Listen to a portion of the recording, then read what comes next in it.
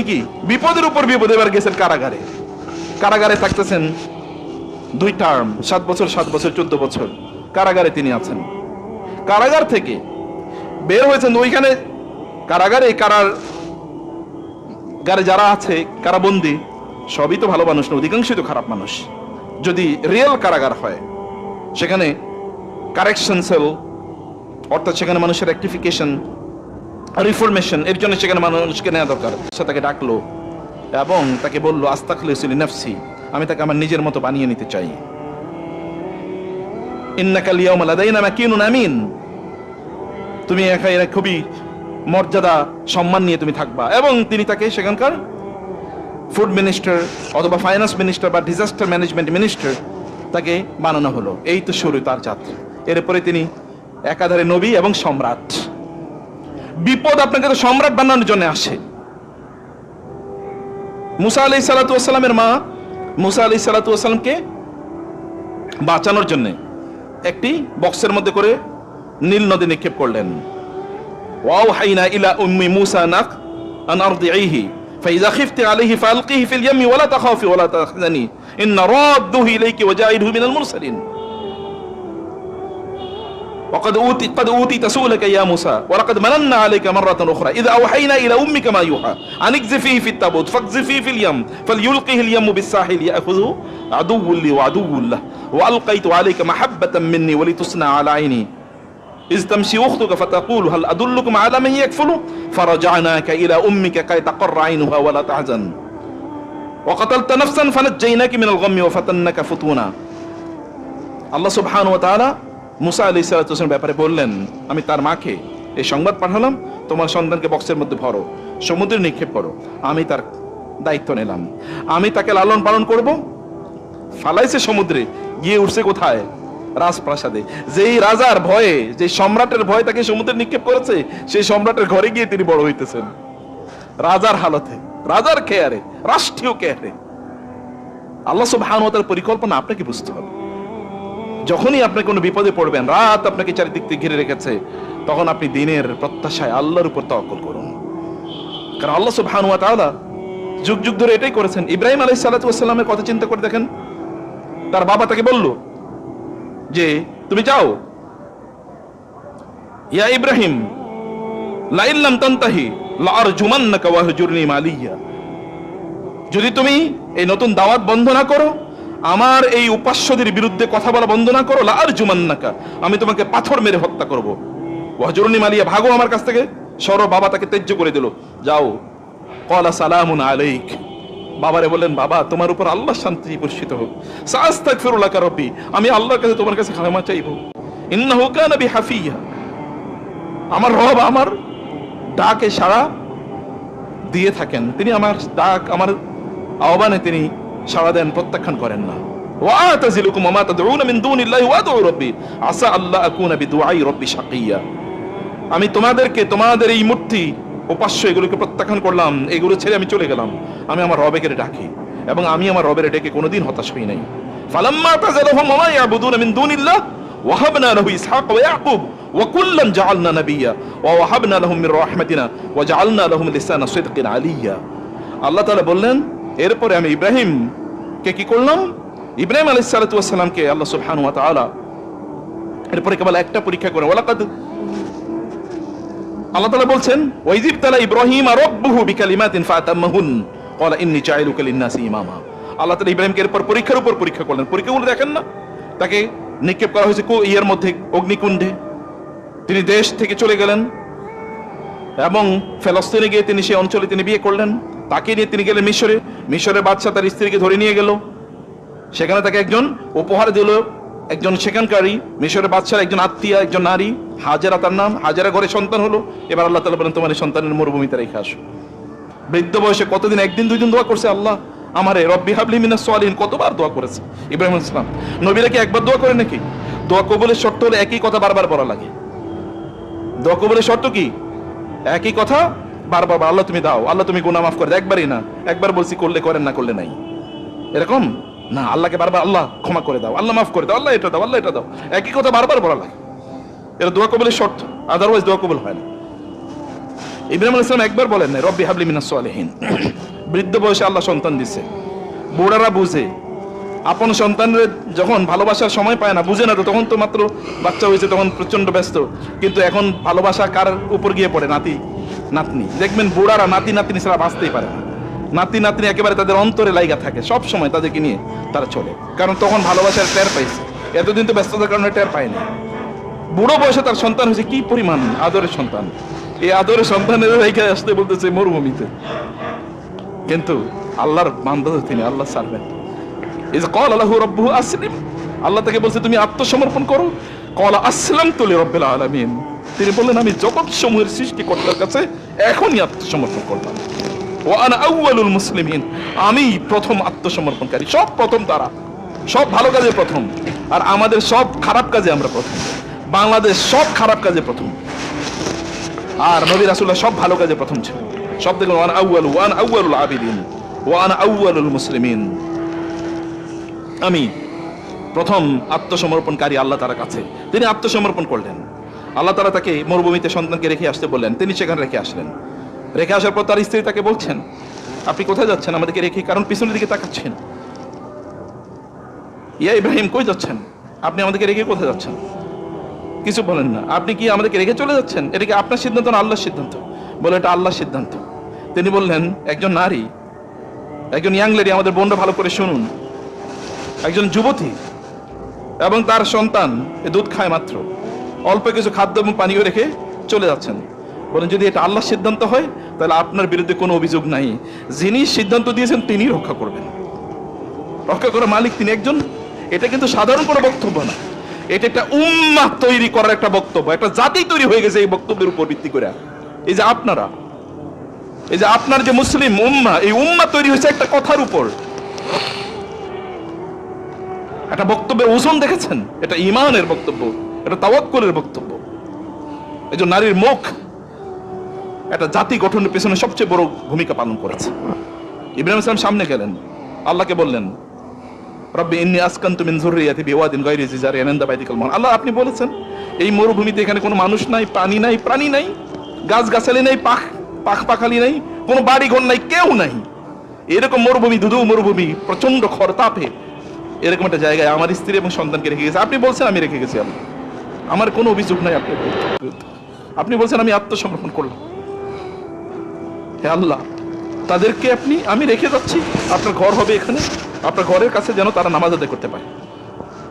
রব্বানা লিয়ুকিমুস সালাহ ফাজআল আফিদাতাম মিনান নাসি তাউই ইলাইহিম, গোটা পৃথিবীর মানুষকে এখানে আপনি জড়ো করে দেন আল্লাহ। তাদেরকে কেন্দ্র করে একটা সভ্যতা তৈরি করে দেন, একটা জাতি তৈরি করে দেন, এবং ওয়ারযুকু মিনাস সামারাত, আল্লাহ তাদেরকে আপনি খাবার, ফল, খাদ্য হিসেবে তাদেরকে প্রদান করবেন। ফল, কোন ফসল উৎপাদন নাই কিন্তু ফল এর অভাব নাই। ওই যে ইব্রাহিম আলাইহিস সালাম 1000 বছর আগে, 10,000 বছর আগে দোয়া করছেন, তারপরে ওইখানে ফল ছাড়া সবকিছু ফলে ভর্তি, পৃথিবীর সকল ফল এখানে পাওয়া যায়। ইব্রাহিম আলাইহিস সালাম গোটা মানুষের, গোটা পৃথিবীর মানুষের অন্তরটা পড়ে থাকে মক্কায়। কবে যেতে পারবো মক্কায়? যদি তার অন্তর ঈমান থাকে। কোটি কোটি মানুষ, শুধু নভেম্বর এবং ডিসেম্বরে প্রায় 1.5 কোটি লোক মক্কা বাইতুল্লাহ ভিজিট করছে। 1.5 কোটি। পৃথিবীতে এরকম চিন্তাই কেউ করতে পারে না। ওই যে ইব্রাহিম আলাইহিস সালামের দোয়া, এই দোয়াতে এমন একটি জিনিস ঘটেছে। ইব্রাহিম আলাইহিস সালামকে আল্লাহ তাআলা নির্দেশ প্রদান করে পরীক্ষার পর পরীক্ষা। এরপরে ছেলেটা একটু বড় হয়েছে। ফালাম্মা বালাগা মাহু সাইয়া, যখন বাবার সাথে ছেলে একটু দৌড়ানোর সময় হয়েছে, এটা তো তখন ভালোবাসা আরো তখন, মানে বাচ্চাকে নিয়ে বাজারে যায়, একটু হাটে যায়, একটু রাস্তায় যায়, একটু কারোর সাথে দেখা করতে যায়, এই সময় তো ভালোবাসা বাড়ে বাচ্চাদের প্রতি, সন্তানদের প্রতি, বলতেই পারে না, সবসময় সাথে নিয়ে ঘুরে। এরকম একটা সময় আল্লাহ তাআলা তাকে নির্দেশ দিলেন সন্তানকে জবাই করার জন্য, এবং আল্লাহ তাআলা তাকে বললেন, তিনি স্বপ্নে দেখেছেন, এটা কিন্তু প্রকাশ্য কোনো নির্দেশও না যে জিবরিল এসে বলছে, এরকম কোনো নির্দেশনা। ইয়া বুনাইয়া ইন্নী আরা ফিল মানাম, আমি ঘুমে দেখছি, আন্নী আযবাহুকা, আমি তোমাকে জবাই করছি আল্লাহর রাস্তায়, ফানজুর মাযা তারা, হোয়াট ইজ ইউর অপিনিয়ন। বাবা, ডেডিকেশনের লেভেল কি, ডেডিকেশনের লেভেল কি। আমরা তো সরাসরি কোরআনের নির্দেশই মানি না। এই যে বাচ্চাদেরকে কোথায় পড়ান আপনারা বলেন? ওদেরকে কি করেন আপনারা? ওরা কি দিন প্র্যাকটিস করে, কোরআন পড়ে, হাদিস পড়ে, দিন মানে, নামাজ পড়ে, রোজা রাখে, ওদের মধ্যে নৈতিকতা আছে? এগুলো আমরা কলেজে পড়ুক, ইউনিভার্সিটিতে পড়ুক, কত বাবা আছে এখানে, আপনার মুরব্বী আছেন, প্রচুর পরিমাণ কাজ করেন, কিন্তু মাইয়াটা যায় ইউনিভার্সিটিতে একেবারে ল্যাংটা হইয়া অথবা হাফ ল্যাংটা হইয়া। এরপর আপনি মনে করেন ইউনিভার্সিটিতে পড়ে, আপনি গর্বিত বাবা, এটা জাহান্নামে যায়, এরপরে গর্ব দেখায়েন। ওইটা তৈরি হইতেছে, কারণ এটা দাইয়ুস। আর দাইয়ুস জান্নাতে তো যাবেই না, জান্নাতের গন্ধ পাবে না, অথচ জান্নাতের গন্ধ 1000 কিলোমিটার দূর থেকে পাওয়া যায়। আপনার সন্তান, আপনি কষ্ট করছেন, তার পেছনে আপনি সময় অর্থ ব্যয় করতেছেন, কিন্তু বানাইতেছেন জাহান্নামী, এবং নিজে ওই দিকেই চলতেছেন। ইব্রাহিম আলাইহিস সালাতু ওয়াস সালাম বললেন, আমি স্বপ্নে দেখি আমি তোমাকে জবাই করি, আল্লাহর রাস্তায় জবাই, রিটেরে জবাই, আর আপনি তো আল্লাহর রাস্তায় উৎসর্গই করতে পারেন না। মারিয়াম আলাইহিস সালাম, তার মা হান্না ফাখুর, তিনি বললেন, হে আল্লাহ, ইন্নী নাযারতু লাকা মা ফি বাতনি মুহাররারান ফাতাকাব্বাল মিন্নি। হে আল্লাহ, আমার পেটে একটা সন্তান আছে, আমি জানি না কি হবে, আমি আমার এই পেটের সন্তানই তোমার জন্য উৎসর্গ করে দিলাম। ফাতাকাব্বালাহা রাব্বুহা বিকাবুলিন হাসানিন ওয়া আনবাতাহা নাবাতান হাসানা ওয়া কাফফালাহা যাকারিয়া কুল্লামা দাখালা আলাইহা যাকারিয়া আল মিহরাবা ওয়াজাদা ইনদাহা রিজকা قال يا مريم أن لك هذا قالت هي من عند الله إن الله يرزق من يشاء بغير حساب। মারিয়াম আলাইহিস সালাম এই ছোট বাচ্চারা যখন জন্ম নিল, তার নাম তিনি রাখলেন ইন্নী সাম্মাইতুহা মারিয়ামা, আমি তার নাম রাখলাম আল্লাহ মারিয়াম। বলেন, আল্লাহ, আমি তো চাইছিলাম একটা ছেলে হবে, তাইলে তোমার ঘর বাইতুল মুকাদ্দাস এর সেবা করবে, কিন্তু আমি তো একটা মেয়ে জন্ম দিয়েছি। আল্লাহ বললেন, আমি জানি তুমি কি জন্ম দিয়েছ, তোমার কি সন্তান হয়েছে এটা আমি জানি। ওয়ালাইসা যাকারু কাল উনসা, কিন্তু তোমারে বলে দিলাম, তোমার এই মেয়ে এর সমান পৃথিবীর পুরুষরা না, তার মর্যাদা এরকম। আল্লাহ সুবহানাহু ওয়া তাআলা এই মারিয়ামের মাধ্যমে কাকে এনেছেন পৃথিবীতে? ঈসা আলাইহিস সালাতু ওয়াস সালামকে দেখেন না? আল্লাহর জন্য একটু কোরবানি করেছে মা, আর আল্লাহ সুবহানাহু ওয়া তাআলা এই মা এবং তার সন্তান এবং তার সন্তানকে এই পৃথিবীতে সবচেয়ে বড় আল্লাহর নিদর্শন বানিয়ে দিয়েছেন। ওয়া কালিমাতুহু আলকাহা ইলা মারইয়াম ওয়া রূহুম মিনহু। কোরআনে আল্লাহ সুবহানাহু ওয়া তাআলা ঈসা আলাইহিস সালামের কি পরিমাণ প্রশংসা কোরআনে। ক্বালা ইন্নী আবদুল্লাহি আতানিয়াল কিতাব ওয়া জাআলানি নাবিয়্যা। ঈসা আলাইহিস সালাতু ওয়াস সালামের কথা রাসূলুল্লাহ সাল্লাল্লাহু আলাইহি ওয়াসাল্লাম বলেছেন, কেউ যদি বলে লা ইলাহা ইল্লাল্লাহ, এরপরে আমানতু বিল্লাহি ওয়া কালিমাতিহি এবং আলকাহা ইলা মারইয়াম ওয়া রূহুম মিন, এটা যদি কেউ পড়ে, তাহলে আল্লাহ সুবহানাহু ওয়া তাআলা সকল বিপদ আপদ গুনাহ ইত্যাদি মাফ করে দেবেন। ঈসা আলাইহিস সালাতু ওয়াস সালাম একজন মা, দাদি, নানি কেবল এতটুকু বলেছে, আমার পেটের সন্তানটাকে আমি উৎসর্গ করে দিতে চাই।